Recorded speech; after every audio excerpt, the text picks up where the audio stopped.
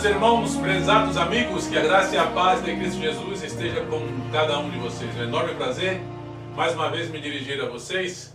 Juntos vamos estudar mais uma preciosa lição desta semana. E são lições que realmente estão trazendo a cada um de nós ensinamentos que, se colocados em práticas por cada um de nós, realmente trará muitas bênçãos.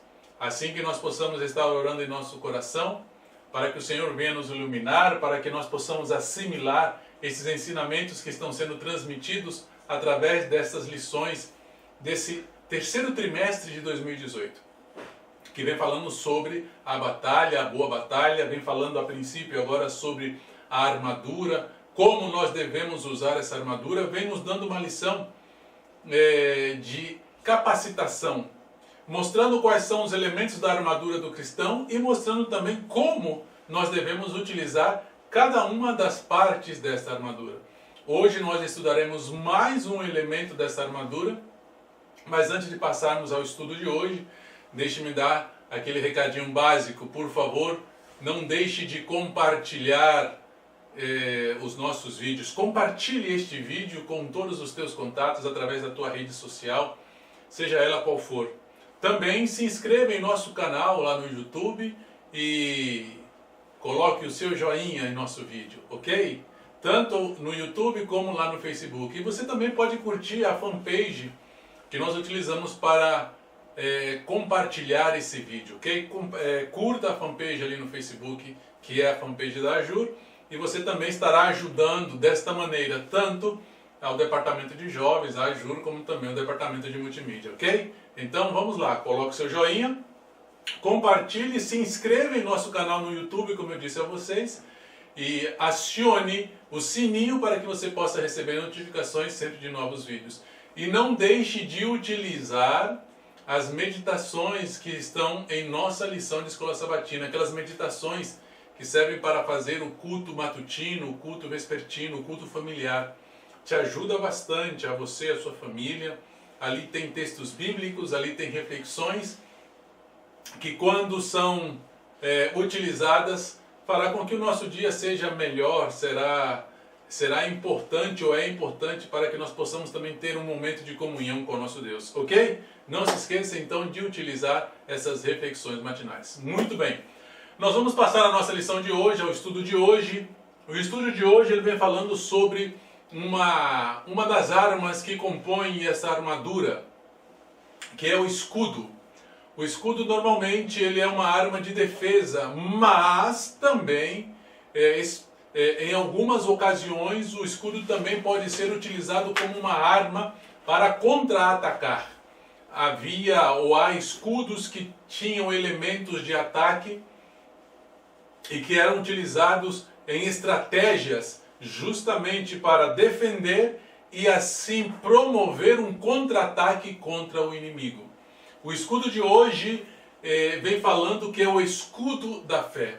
E nós estudaremos quais são os conselhos que nos é dado, da maneira com que nós devemos utilizar esse escudo, mostrando também quem é o nosso verdadeiro escudo e mostrando qual é a fonte, a origem da nossa fortaleza, ou da fortaleza que nós precisamos. A lição fala do escudo da fé.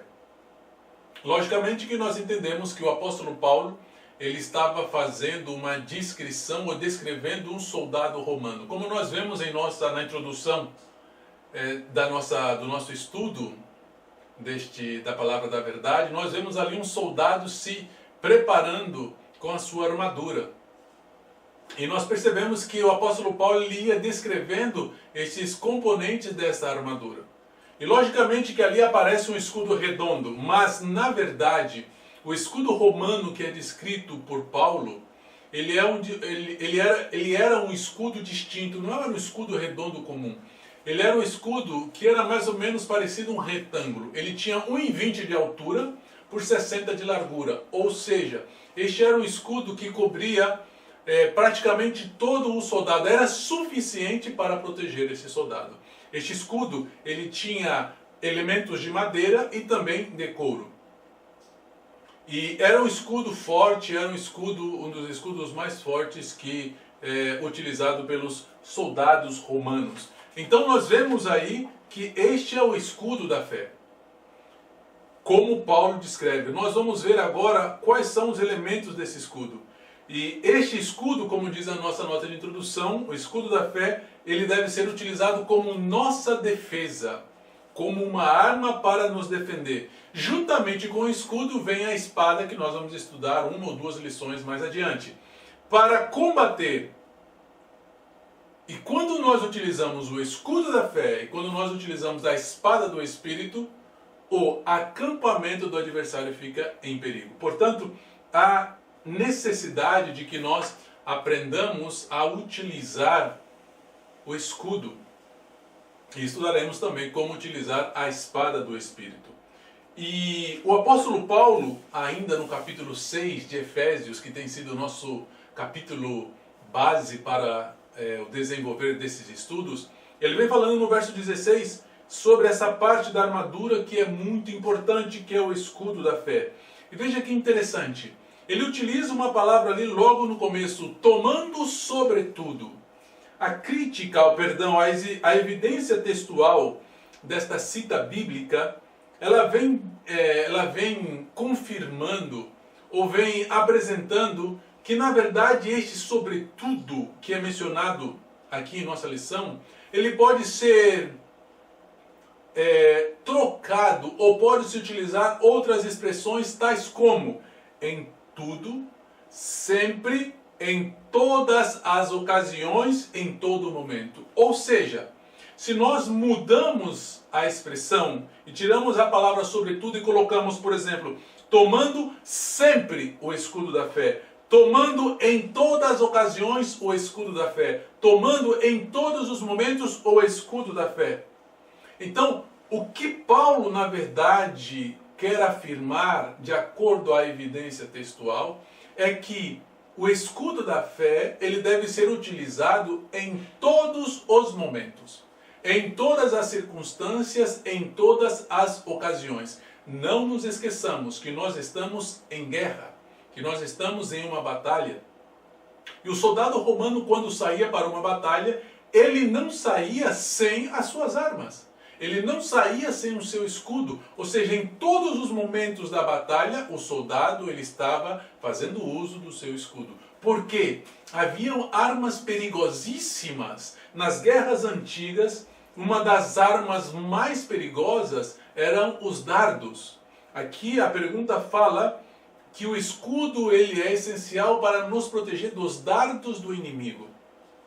Por que os dardos eram considerados, nas guerras antigas, uma das armas mais perigosas?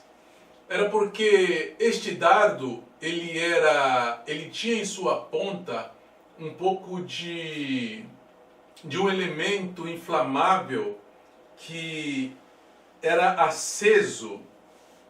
E esse dardo aceso, ele era lançado contra o exército inimigo.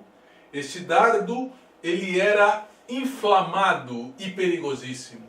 E a única arma capaz de proteger o soldado desses dardos acesos era justamente o escudo. Com a forma com que era feito o escudo, quando esse dardo ele ficava preso no escudo, rapidamente as chamas que ali estavam se apagavam. Então nós vemos que havia duas situações. O dardo ele era pontiagudo e já vinha inflamado, vinha com fogo. Então o escudo era essencial. E não somente nas guerras antigas, literais, mas espiritualmente falando, porque frequentemente o inimigo ele lança contra nós os seus dardos inflamáveis. E a maneira que nós temos de nos proteger desses dardos inflamáveis é fazendo uso do escudo da fé, que é o único que pode nos proteger. Portanto, sobretudo, ou melhor, sempre, em todos os momentos e ocasiões, utilizemos o nosso escudo. Porque é o que nos recomenda a palavra de Deus, é o nosso meio de proteção. É o meio que nós temos para nos defender. Ali nos menciona ainda, em São João, que a vitória que vence o mundo é a nossa fé. O escudo é a fé. É o que diz o nosso título, escudo da fé. Esse escudo, ele representa a fé. E é este escudo que nós devemos utilizar. E vem a pergunta então, como é que a fé pode nos capacitar para nos defender dos dardos deste mundo? Como é que a fé ela tem esse elemento protetor? Para destacar aos irmãos, devemos entender que a fé que é mencionada aqui pelo apóstolo João em sua primeira carta universal, é a fé que aceita Jesus como seu único Salvador. É esta fé que aceita a Jesus como seu Salvador. E esta fé, ela vai se apropriar da vitória que Cristo teve sobre o mundo. E ao se apropriar dessa vitória, é reproduzida na vida do crente esta vitória de Cristo, através deste elemento. E por isso que é necessário o elemento fé, em Cristo como nosso Salvador, em Cristo como aquele que obteve a vitória. E através disso, então, se torna uma realidade em nossas vidas a vitória de Cristo Jesus. A fé que aqui se menciona é uma fé que nos leva a agir, mesmo que algo seja impossível. E na Bíblia nós temos vários exemplos. É como o paralítico que desceu frente a Jesus e Cristo Jesus disse a ele, levanta-te. Era impossível, mas a fé daquele homem se agarrou na palavra de Cristo e algo que lhe parecia impossível foi possível de ser realizado através do poder de Cristo Jesus. Então, é esta fé que nos capacita a vencer o mundo. É essa fé que nos capacita a crer, a confiar naquilo que aos olhos da razão parece ser impossível. O escudo da fé será a defesa, habilitando-os ser mais que vencedores. Ou seja, obter a vitória em Cristo Jesus. É esta fé que está aqui mencionando a palavra de Deus. A fé na palavra de Deus, diz um texto, uma porção da nota, o último parágrafo, a fé na palavra de Deus, o estudo secundado de oração e aplicado praticamente, será nosso escudo contra o poder de Satanás, levando-nos à vitória pelo sangue de Cristo Jesus. Portanto, temos aí mais uma vez a evidência textual que mostra que a fé que nós depositamos em Cristo como nosso Salvador, ela nos capacita então para sermos vencedores neste mundo. E esta fé, ela tem um único fundamento. E é interessante como Davi ele utiliza a expressão rochedo, ele utiliza a expressão fortaleza. Davi, em determinada ocasião, para se refugiar ou para se esconder, para se proteger de um inimigo, ainda que ele não considerava inimigo, que era Saul, ele foi até um rochedo, até uma penha enorme, e ali ele pôde se refugiar. E ele também menciona fortaleza. Quando nós falamos de fortaleza, nos faz lembrar de um lugar alto, de um lugar onde nós podemos nos esconder e nos proteger. Conheci no Peru um lugar que se chama Marca Huamachuco, uma fortaleza imensa no alto de um rochedo, onde tinha visão de tudo que acontecia embaixo no vale. Era um lugar difícil de chegar e era um lugar que proporcionava proteção àqueles que viviam nesta região. Então, Davi diz que o nosso rochedo, que a nossa fortaleza é Deus. Que Ele é, ou deve ser, o fundamento da nossa fé. É nele que devemos fundamentar a nossa fé. Nós não podemos fundamentar a nossa fé em nada mais, nem nada mais. Se nós fundamentarmos nossa fé em qualquer outra coisa que não em Deus, nós estamos fundamentando a nossa fé na areia. E quando algo é construído na areia, nós já sabemos o que vai acontecer. Vem um vento forte, vai derrubar tudo aquilo. A nossa fé ela deve ser construída sobre esse rochedo, sobre essa rocha, sobre essa fortaleza, para que realmente o nosso Deus, que é o fundamento da nossa fé, venha a ser o nosso escudo, venha ser o escudo para aqueles que confiam nele.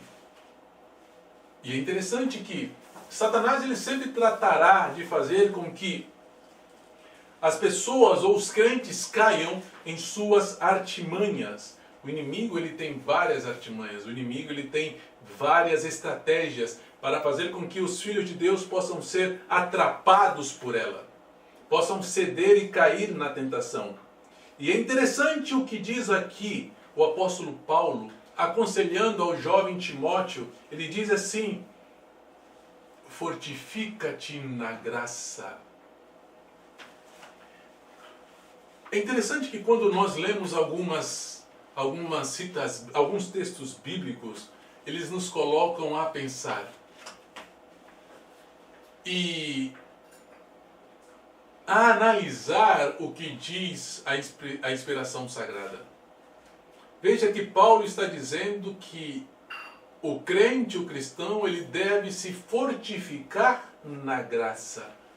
Quando nós falamos de graça, você e eu já conhecemos a definição de graça e sabemos que graça é algo gratuito, é algo que nós podemos dizer que é grátis para nós, que é algo que é imerecido, ou seja, um favor imerecido. No entanto, nesta cita de Timóteo, nós não podemos aplicar esta definição de graça à palavra que aqui aparece, fortifica-te na graça. O que significa fortificar-se na graça? Eu tive, ao estudar, buscando algumas versões bíblicas, e encontrei uma versão em espanhol, a Bíblia, a versão Dios habla hoy, é uma versão em espanhol, uma Bíblia de estudo, que por sinal é uma boa Bíblia de estudo. Ali está descrito esse texto bíblico da seguinte maneira: saca fuerza de la bondad que Dios te ha mostrado. A cita aqui em espanhol, nesta versão, não menciona a palavra graça, senão menciona a palavra bondade. Em outras palavras, ou traduzindo para o português, seria: tira a força da bondade que Deus te mostrou. E isso esclarece um pouco, porque quando nós falamos da bondade de Deus, nós podemos então entender que devemos nos fortalecer na bondade de Deus. E quais são as bondades de Deus? Quando nós falamos de bondade de Deus, um atributo transferível de Deus, e este atributo destaca que a bondade de Deus são aqueles dons que Ele nos concede. Que a bondade de Deus é a salvação que Ele nos outorga através de Cristo Jesus. Que a bondade de Deus são as suas promessas a nós. Que a bondade de Deus é o Espírito Santo. E é interessante que o apóstolo Pedro, ele fala algo similar a isso que disse aqui Paulo a Timóteo. Pedro diz assim, que o cristão ele deve crescer na graça, ou crescer nessa bondade, ou seja, depositar a sua confiança nessa bondade. Então veja só, que nós crescemos na graça ou na bondade de Deus quando nós, por fé, confiamos na salvação que provém de Deus. Que temos os dons que Deus nos outorga para o nosso crescimento espiritual. E que nós também somos cheios do Espírito Santo. Então veja só que interessante que todas essas coisas, a salvação, os dons, as promessas, o Espírito Santo, devem servir para nos ajudar a crescer espiritualmente. O pensamento inspirado diz da seguinte maneira: muitos neste século corrupto têm pouco suprimento de graça de Deus, que em muitos casos sua defesa é derrubada ao primeiro assalto, e ferozes tentações tomam-nos cativos. Então veja, crescer nessa bondade, crescer nessa graça, é trazer para si os dons que Deus oferece, é trazer para si as promessas de Deus, é trazer para si a salvação que Deus nos deu através de Cristo Jesus. Desta maneira, nós estaremos nos fortalecendo e tendo provisão desta graça, das promessas, dos dons do Espírito Santo, da salvação, para que nós possamos fazer frente às tentações do inimigo e não ser assim derrubados no primeiro assalto. Então, tá lá os dois pugilistas, buscando quem vai derrubar um ao outro. O pugilista mais forte, mais preparado, o pugilista que treinou mais, com certeza vai nocautear o seu adversário. E nós não queremos ser nocauteados no primeiro assalto. Para que isso não aconteça, devemos nos fortificar então na bondade de Deus. Tirar forças desta bondade que provém de Deus. A nossa fé, ela deve ser mantida firme. A cita de Hebreus, na versão em espanhol também da Bíblia Thompson, ela fala da seguinte maneira, que devemos reter firmes, sem flutuar. Veja que são antagônicos essas duas expressões, reter firmes e sem flutuar. Reter firmes é se manter firme, inabalável, manter a fé inabalável. E esse flutuar é justamente o oposto. Quando se flutua, a pessoa está à deriva, vamos dizer, e vai para onde o vento levar. Vai para onde o vento soprar. Então Paulo diz, mantenha firme, sem flutuar a sua fé. E ainda diz aos Coríntios, portai-vos varonilmente. Todo crente, todo cristão deve ser uma pessoa de valor, deve ser intrépido, deve ser perseverante. Na vida cristã não há lugar para covardia. É por isso que se exige do cristão que ele seja varonil, que tenha essa intrepidez espiritual para poder, como diz aqui, manter firme a sua fé. Não é mediante qualquer coisinha, ou qualquer dificuldade, qualquer problema, ou uma queda diante de uma tentação que a pessoa teve. Enfim, por mais intenso que seja o problema, a Bíblia diz, olha, o cristão ele é intrépido, o cristão ele é valoroso, o cristão ele é perseverante, o cristão ele não é covarde, ele não vai fugir, ele com fé ele vai enfrentar a dificuldade, confiado sempre na bondade de Deus, nos dons e promessas de Deus, no Espírito Santo e na salvação de Deus. É por isso que nós nunca devemos nos cansar de manter a nossa fé firme. Não desanimar. Mantê-la firme, sabe? Não como gelatina tremendo, não. Senão uma fé estável. Uma fé que é inamovível, uma fé que não sai da confiança em Deus, que é depositada unicamente. Se a sua fé tem como fonte, se a sua fé é oriunda desse rochedo que é Cristo Jesus, se a sua fé é verdadeira, portanto ela será então uma fé inabalável. Nós devemos constantemente estar olhando para Jesus. Olhando para Jesus, olhar para Jesus, esperar em Jesus, ter a certeza que Ele nos ouvirá. Muito depressa, diz o pensamento inspirado, larga-se o braço do Senhor. As pessoas rapidamente, mediante ou diante de uma dificuldade, ou estando em uma guerra, em um determinado momento, sofrem um ataque e há uma pequena derrota na batalha, imediatamente solta-se o braço do seu Senhor. E soltar o braço do Senhor é perder a fé, é se distanciar daquele que pode fortalecer a nossa fé. Veja só o que diz a porção final do pensamento inspirado. Se o inimigo puder levar os desanimados a desviar de Jesus os olhos e olhar para si mesmos e ocupar-se de sua própria indignidade, e ocupar-se de sua própria indignidade, em vez de considerar a dignidade de Jesus, seu amor, seus méritos e sua grande misericórdia, Ele lhes tirará o escudo da fé e alcançará seu objetivo. E eles ficarão expostos às suas terríveis tentações. O diabo, ele quer tirar o escudo da sua mão. Ele não quer que você esteja ali com seu escudo para te proteger. E ele vai fazer de tudo para que isso aconteça, porque você, sem um escudo, está vulnerável aos dardos inflamantes de Satanás.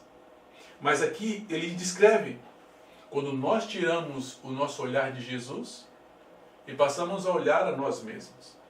Quando você para de olhar a Jesus, quando você tira a sua visão de Jesus e olha para você mesmo, e olha para a sua indignidade, e olha para os seus erros, e olha para aquilo que está acontecendo em você. Se você tira o olhar de Jesus e passa a olhar tudo que está em sua volta, a outros ou outras, o seu escudo será tirado.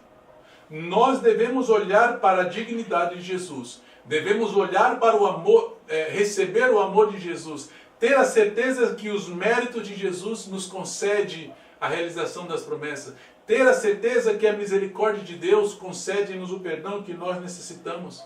Quando nós temos essa certeza, Satanás, ele não pode tirar o nosso escudo. Portanto, tome cuidado para que Satanás não venha tirar o seu escudo e assim você seja alvejado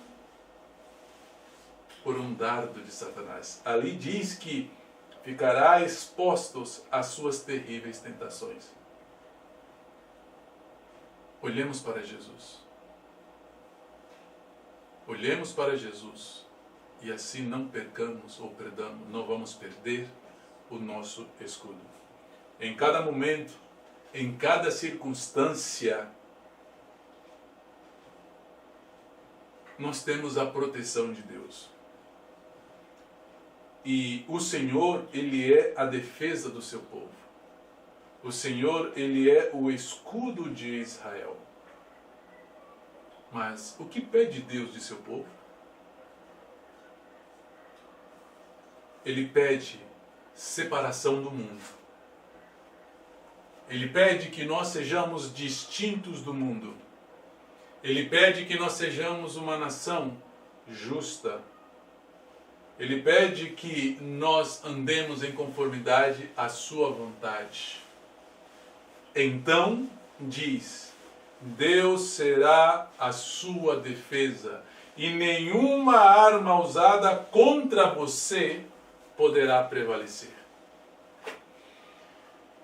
Separados do mundo, às vezes a linha divisória ela está quase que se apagando, e não se vê a diferença minha com o mundo. Não se vê que somos distintos do mundo. Não se vê que nós somos uma nação santa, justa. Assim é isso que Deus pede de nós, para que em todo momento e circunstância a proteção ela possa permanecer conosco.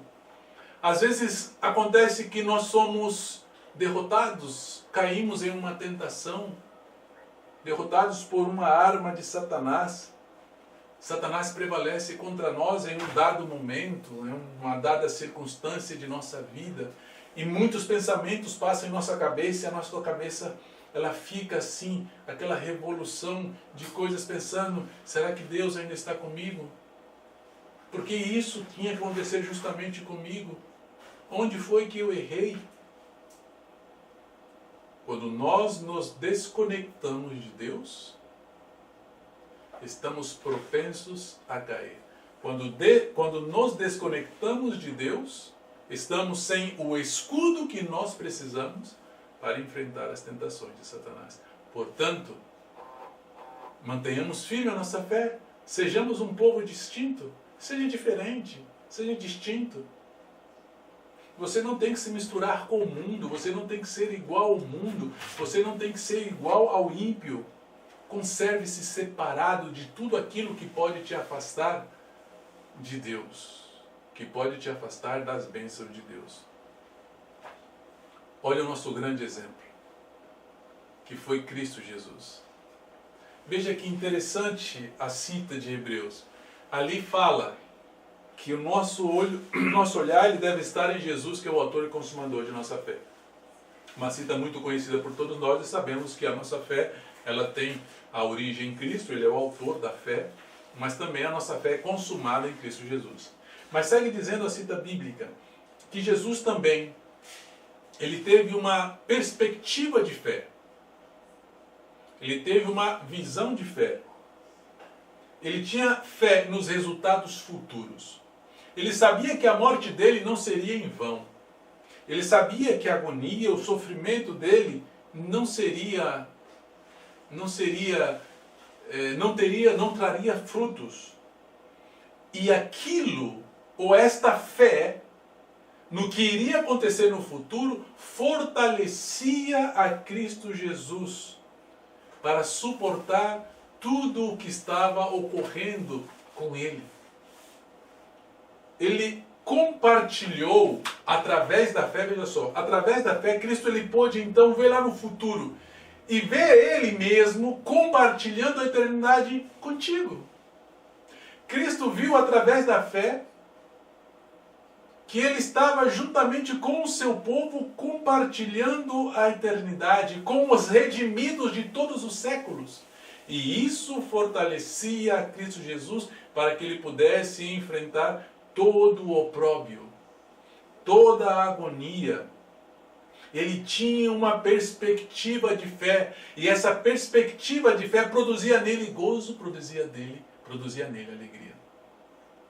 É a mesma visão que nós devemos ter. A fé ela deve proporcionar a nós essa perspectiva de que quando nós olhamos o futuro, veremos que devemos ter a certeza que os resultados serão infinitamente melhores e maiores. Que o sofrimento que nós passamos hoje não é nada comparado com aquilo que será a eternidade ao lado de Cristo Jesus. Se Cristo, ele se fortaleceu através dessa visão de fé que teve dos redimidos juntamente com ele, nós também devemos nos fortalecer. O fato de Cristo ter tido essa perspectiva futura através da fé, desse grande encontro com os redimidos, é promessa. Se ele teve esta visão, isso quer dizer que vai se cumprir. Isso quer dizer que nós estaremos com Cristo Jesus sempre que nós utilizarmos o nosso escudo da fé. Então nós devemos nos fortalecer. Devemos seguir o exemplo de Cristo Jesus. Devemos vislumbrar com os olhos da fé os resultados positivos e eternos de nossa comunhão com Cristo Jesus. Tem uma canção muito antiga, minha avó cantava, e também um tio meu ainda canta, e a letra diz mais ou menos assim: eu estou vendo com os olhos da fé que já é hora do trem partir. Você ainda que não tem passagem, vai comprar logo para também ir. Então a visão diz que ele via com os olhos da fé que o trem para a cidade eterna, ou o encontro com Jesus estava muito próximo. E isso fortalecia.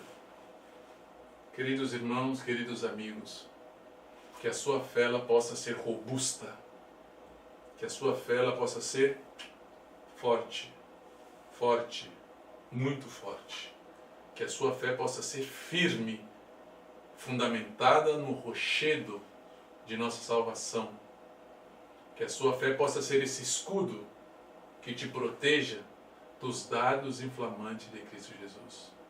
Se em algum momento você acha, ou se em algum momento você perceber que está decaindo na sua fé, lembre-se, na vida cristã não deve haver um volta atrás. Você tem que ser persistente. Você tem que ser valoroso. Você tem que ser uma pessoa que persevera para alcançar as benditas promessas. veja através da fé os resultados que sobrevirão sobre a sua vida. Que o Senhor possa te abençoar, que o Espírito Santo possa fortalecer a tua fé e você possa crescer na bondade, na graça e se fortificar através disso em Cristo Jesus. É o meu desejo de oração. Amém.